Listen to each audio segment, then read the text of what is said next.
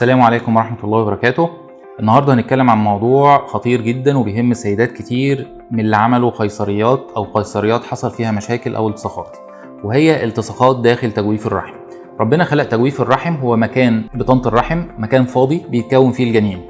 طيب نتيجة حدوث التصاقات داخل التجويف اللي بيعملها جراحات سابقة، التهابات مزمنة عند السيدة بتعمل التصاقات جوه، إجراء عمليات كحت بطريقة فيجورس شوية أو طريقة غشيمة شوية بتؤدي لحدوث التصاقات داخل تجويف الرحم، عدوى صدرية زي التي بي أو الضرن ممكن يؤدي إلى حدوث التصاقات داخل تجويف الرحم. الطريقة دي بنشخصها الأول بالسونار ثلاثي الأبعاد، بنشخصها بأشعة الصبغة، وهي إجراء بسيط بنعمله عشان نحقن سائل جوه تجويف الرحم فيبين هل في أجزاء لازقة ببعض ولا التجويف كامل. ممكن بنعمل حقن لمحلول ملح داخل تجويف الرحم وبنصوره بالسونار ثلاثي الابعاد، ودي برضو خطوه بسيطه جدا بتعرفنا هل في التصاقات جوه ولا لا.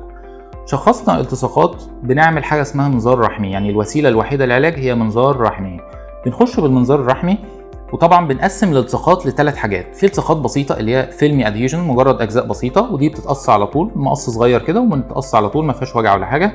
وفي مودريت ادهيجنز، يعني التصاقات اشد شويه بس انا شايف الدنيا، يعني شايف فتحه الانبوبه وشايف تجويف الرحم وعارف انا شغال فين.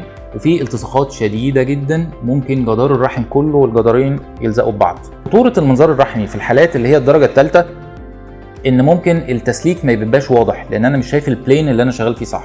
عشان كده لازم يبقى فيه دكتور عنده خبره كويس جدا في المنظار الرحمي. لازم ممكن نستعين بمنظار البطن او السونار اثناء اجراء العمليه. العمليه ممكن ما تتمش في مره واحده، لا ممكن في كذا خطوه ورا بعض علشان ما يحصلش ثقب الجدار الرحم اثناء العمليه. في النهايه بنقول ان الخطوات الجراحيه الصح وفي اوانها صح وفي مكان صح دي افضل شيء لتجنب التصاقات داخل الرحم. والسلام عليكم ورحمه الله وبركاته.